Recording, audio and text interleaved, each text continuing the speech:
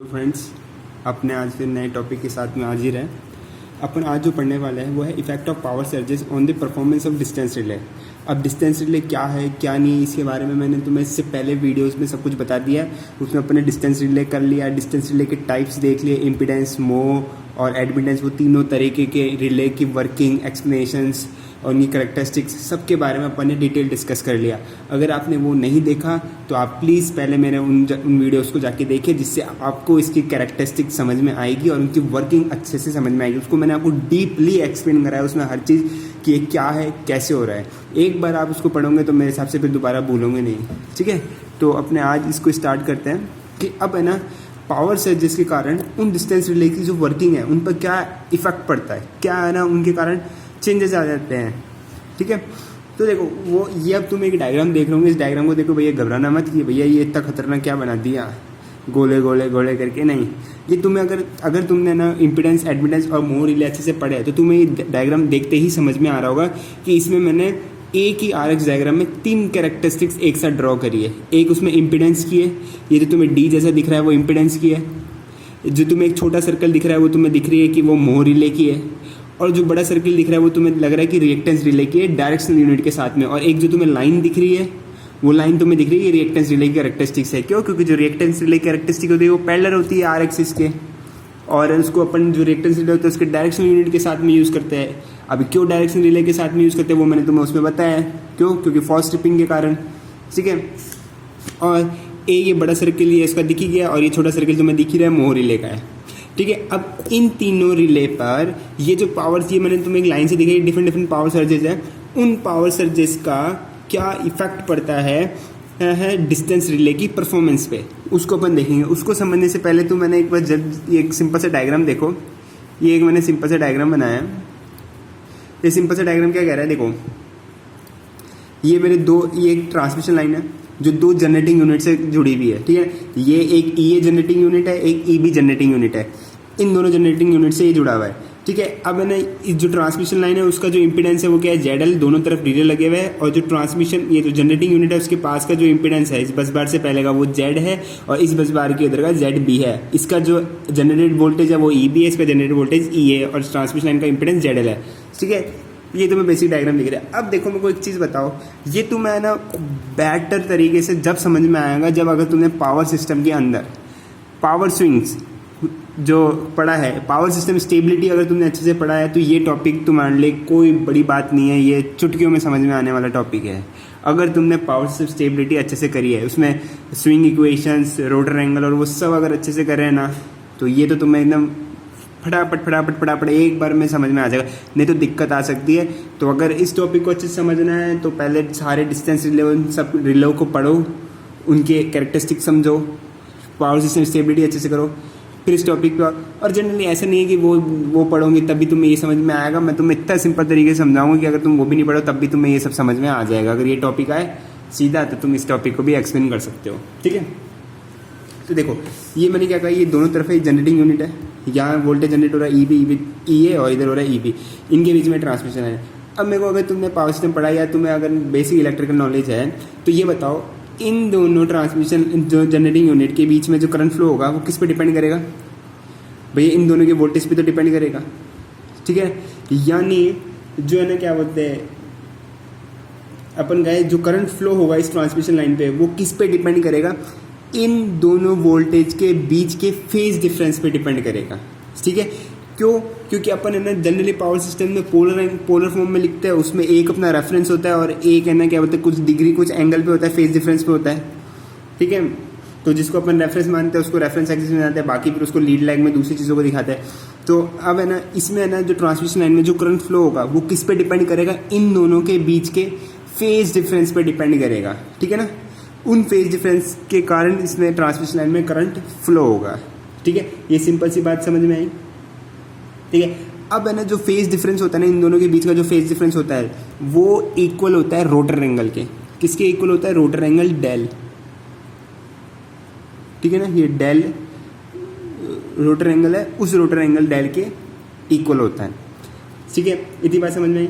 अब क्या होगा, ये जो फेज एंगल है ना, जो ये जनरेटेड वोल्टेज के बीच में है वो बदलता रहता है डिस्टर्बेंस के कारण।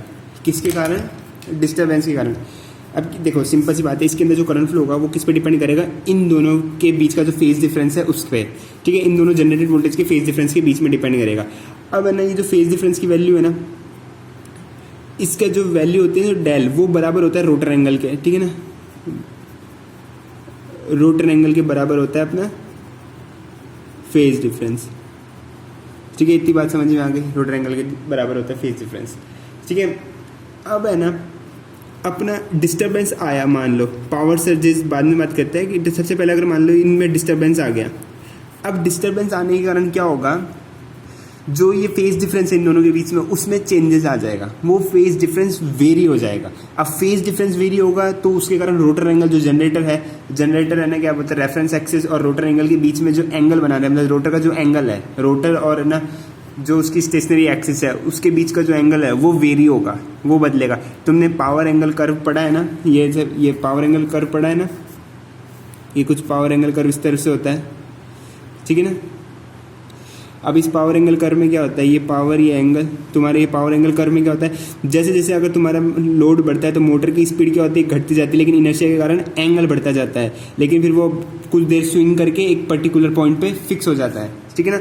तो सेम यहाँ पे यही है। अब डिस्टर्बेंस होगा, डिस्टर्बेंस के कारण क्या होगा, जो फेज डिफरेंस होगा ना वो वेरी करेगा। अब फेज डिफरेंस वेरी करेगा तो उसके कारण क्या होगा, रोटर एंगल चेंज होगा, रोटर एंगल चेंज होगा तो ना रोटर एंगल चेंज होने के कारण क्या होगा, स्विंग्स आएगी, रोटर एंगल चेंज होगा, फिर रोटर तो एक पॉइंट डिस्टर्बेंस आने के कारण एक पॉइंट पे सेट हो जाएगा, लेकिन एंगल कुछ देर तक वेरी करेगा, वो फिर सेट होगा। तो यानी एक बार डिस्टर्बेंस आया तो जो रोटर एंगल है वो अपनी फाइनल स्टेडी स्टेट वैल्यू की तरफ जाएगा, किधर, फाइनल स्टेडी स्टेट वैल्यू की तरफ जाएगा, ठीक है ना। अब जब रोटर स्विंग करेगा ना तो रोटर एंगल चेंजेस होगा, उसके कारण क्या होगा, जो करंट फ्लो हो रहा है ना लाइन से, इस लाइन से जो करंट फ्लो हो रहा है वो भी क्या होएगा, चेंजेस, ठीक है। सिंपल सी बात है, सिंपल सी लैंग्वेज में कहूँ, फेज डिफरेंस, डिस्टर्बेंस आया, डिस्टर्बेंस आने के कारण जो दोनों के बीच का फेज डिफरेंस था वो वेरी हो जाएगा, फेज डिफरेंस वेरी होगा, इसका मतलब रोटर एंगल वेरी हो जाएगा, रोटर एंगल वेरी होने के कारण है ना जो है ना क्या बोलते हैं, स्विंग्स आएगी, स्विंग्स आने के कारण ना रोटर एंगल अपने ना फाइनल स्टेडी स्टेट वैल्यू पे जाने की कोशिश करेगा, स्विंग होने के बाद एक अपनी फाइनल स्टेडी स्टेट वैल्यू पे जाने की कोशिश करेगा, और वो स्विंग्स आने के कारण जो करंट फ्लो हो रहा है ना ट्रांसमिशन लाइन से वो चेंजेस हो जाएगा। मतलब सिंपल सा कहो, फेज डिफरेंस चेंजेस होने के कारण ट्रांसमिशन लाइन में जो करंट है वो चेंजेस हो जाएगा। अब ये जो करंट चेंजेस हो रहा है ना, तो करंट की हैवी वैल्यू भी हो सकती है, क्या हो सकती है, हैवी वैल्यू। अब ये करंट की हैवी वैल्यू होने के कारण क्या होता है, जो करंट की हैवी वैल्यू फिर क्या होगी, ट्रांसमिशन लाइन से फ्लो होगी, और इसी को अपन कहते हैं पावर सर्जेस। पावर सर्जेस मतलब यही है कि फेज डिफरेंस चेंज होने के कारण रोटर एंगल चेंज हो रहा है, रोटर एंगल चेंज होने के कारण क्या हो रहा है, करंट चेंज हो रहा है, और फिर ये जो करंट की हैवी वैल्यू है ना उसको अपन कहते हैं पावर सर्जेस। तो अब ये करंट की हैवी वैल्यू है, ये पावर सर्जेस है, इसके कारण क्या फ़र्क पड़ेगा डिस्टेंस रिलेस की परफॉर्मेंस पे, उसी की अपन अब आगे बात करते हैं। इतना कॉन्सेप्ट क्लियर हुआ? हाँ भैया, इतना तो मेरे तरफ से कॉन्सेप्ट क्लियर हो गया। अब देखो, अब जो है ना क्या बोलते हैं, जितनी, अब अपन बात करते हैं, अब जितना लंबे समय तक ये जो फेज डिफरेंस है ना, ये जो फेज एंगल है जनरेटेड वोल्टेज के बीच में वो बदलता रहेगा, तो उसके कारण क्या होगा, जो करंट रिले के द्वारा देखा जाएगा, जितनी देर तक, एज लॉन्ग एज, जितनी देर तक जो फेज एंगल है वो चेंजेस होगा, तो करंट भी क्या होगा, चेंज होगा। अब करंट चेंज होगा तो उसके कारण है ना, जो है ना करंट चेंज होगा, फिर जो करंट से रिले के द्वारा जो करंट देखा जाएगा, मतलब करंट की वैल्यू चेंज होगी, तो जो रिले जिस करंट को देखेगा वो भी क्या होगा, चेंजेस होता रहेगा। इसका मतलब क्या होगा, करंट चेंजेस हो रहा है, इसका मतलब जो इंपीडेंस रिले है, डिस्टेंस रिले में 3 ही तो रिले है, इंपीडेंस, एडमिटेंस, रिएक्टेंस रिले, तो करंट फेज एंगल चेंज होने के कारण जितनी देर तक फेज एंगल चेंज होगा तो वो करंट चेंज होगा, और फिर ये जो चेंजिंग करंट है ना ये रिले के द्वारा देखा जाएगा। अब रिले में ये करंट बार चेंज हो रहा है, तो जो इम्पीडेंस मेजर होगा, रिले के द्वारा जो इम्पीडेंस मेजर होगा वो भी क्या होगा, चेंजिंग नेचर का होगा, वो भी बदलता रहेगा। तो जिसके कारण क्या होगा, जो इम्पीडेंस मेजर होगा रिले से वो भी वेरीज होगा। तो जो power surges seen by the relay होंगे ना वो एक फॉल्ट की तरह लगेंगे। कहने का मतलब है, करंट चेंजेस हुआ तो जो इम्पीडेंस मेजर होगा ना रिले के द्वारा वो भी बदलेगा, तो जब इम्पीडेंस की वैल्यू बदलेगी तो ये जो पावर सर्जेज आ रहे हैं ना पावर सिस्टम में, लोड चेंज होने के कारण या कोई भी हल्का सा डिस्टर्बेंस आने के कारण, तो उसके कारण करंट की वैल्यू चेंज हो रही है। करंट की वैल्यू चेंज होने के कारण इम्पीडेंस चेंज हो रहा है। अब ये इम्पीडेंस चेंज होने के कारण क्या हो रहा है, जो इम्पीडेंस रिले है या फिर जो डिस्टेंस रिले है, ये इसको भी पावर सर्जेस को भी एज अ फॉल्ट मेजर करेगा। इन पावर सर्जेस को भी क्या अज्यूम करेगा, फॉल्ट, यानी उसको ये भी फॉल्ट की तरह दिखेगा। क्यों? क्योंकि मैंने तुम्हें बताया था एक अपना रिलेशन आया था z is less than k या ना x is less than k, हाँ वो उसको क्या है तो फॉल्ट की तरह दिखता है। तो इस चीज़ तो वो फॉल्ट की तरह, तो वो फॉल्ट की तरह क्या एक्ट करने लग जाता है। ठीक है, तो अब अपन को ना, ठीक है, तो मैंने तुम्हें वो समझ में आ गया कि वो क्या था, पावर सर्जेस को ऐसा सीन करता है फॉल्ट की तरह। ठीक है, जिसके कारण क्या होता है, जो अपने डिस्टेंस को, जो रिले की लोकेशन से जो डिस्टेंस है वो भी क्या होती है, वेरी होती रहती है, जिसके कारण क्या होता है उसको वो एज अ फॉल्ट ट्रीट करता है। ठीक है, अब देखो जनरली क्या होता है पावर सिस्टम में ना, लोड थोड़ा बहुत चेंज होते ही रहता है। अपना सडन लोड, मतलब कुछ बार कभी होता है कि थोड़ा लोड कम हो गया, लोड ज़्यादा हो गया, तो उसके कारण ये इम्पीडेंस की वैल्यू चेंज हो जाती है। तो ये रिले तो फिर एज अ फॉल्ट कंसिडर कर लेगा, तो वो बार बार ट्रिप करेगा, तो ये क्या है, फॉल्स ट्रिपिंग है।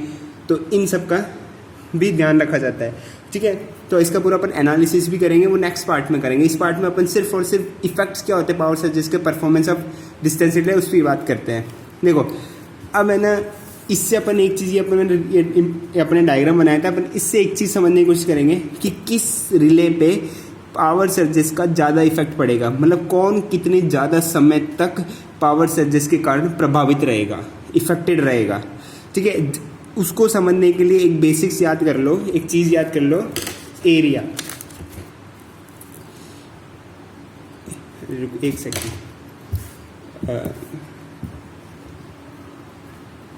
सिंपल से अपने को उसको ये याद रख लो, एरिया मतलब जिसका एरिया कैरेक्टरिस्टिक्स, जो अपने आर एक्स कैरेक्टरिस्टिक्स देखिए, आर एक्स कैरेक्टरिस्टिक्स में जिसका एरिया जितना ज़्यादा होगा वो उतना ही ज़्यादा अफेक्टेड रहेगा। ठीक है, अब देखो यहाँ से तुम्हें पता चल गया ये क्या है, रिएक्टेंस। ये देखो ये अपना रिएक्टेंस रिले की कैरेक्टरिस्टिक्स है विथ डायरेक्शन यूनिट के साथ में, तो इसका एरिया सबसे ज़्यादा है, सबसे बड़ा एरिया, यानी सबसे ज़्यादा प्रभावित कौन सा रहेगा, रिएक्टेंस रिले, ये सबसे ज़्यादा प्रभावित रहेगा। सबसे कम एरिया किसका है, मोह रिले का, सबसे एरिया कम है, यानी ये सबसे लीस्ट प्रभावित रहेगा पावर सर्जेस से। इसके बाद सेकंड नंबर पे क्या आ रहा है, इम्पीडेंस रिले, यानी इम्पीडेंस रिले भी कम प्रभावित रहेगा रिएक्टेंस रिले से, लेकिन मोह रिले से ज़्यादा प्रभावित रहेगा।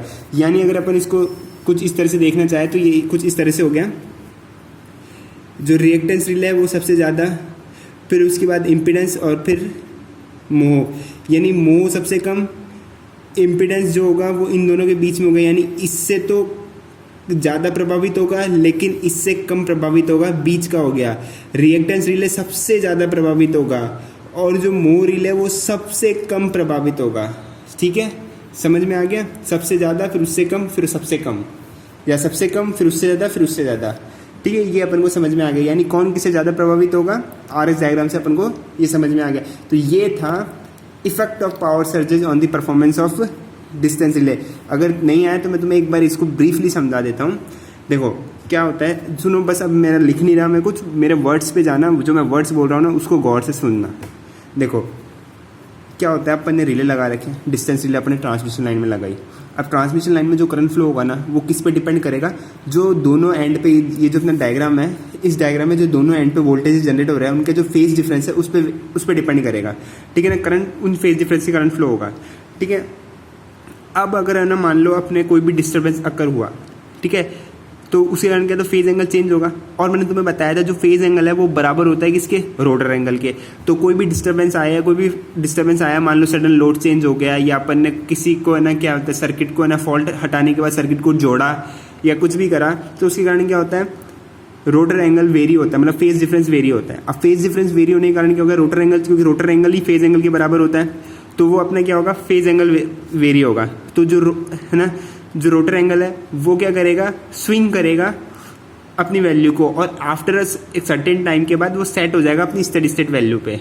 तो वो क्या है, तो रोटर एंगल चेंज होगा। अब रोटर एंगल चेंज होने के कारण क्या होगा, जो करंट होगा ना उस करंट की वैल्यू चेंज होगी, उसके कारण क्या होगा, करंट की वैल्यू चेंज होगी। अब करंट की वैल्यू चेंज होने के कारण, क्योंकि अपना जो करंट है वो फेज डिफरेंस पे डिपेंड कर रहा है। अब फेज डिफरेंस अपना वेरी हो रहा है, फेज डिफरेंस वेरी हो रहा है तो करंट वेरी हो रहा है, तो जो करंट को वेरी हो रहा है ना, इसी को अपन कहते हैं पावर सर्जेस। अब जितना ज़्यादा देर तक है ना ये जो फेज एंगल वेरी होता रहेगा उतनी देर तक उतने ही ज़्यादा समय तक करंट वेरी होगा। अब जितना ज़्यादा करंट वेरी होगा उसके कारण इम्पिडेंस वेरी होगा। इम्पिडेंस वेरी होगा तो जो है ना रिले होगा ना वो उसको ये varying impedance as a fault considered होगा, एज अ फॉल्ट दिखेगा, तो वो उसके ऊपर रेस्पॉन्स करेगा।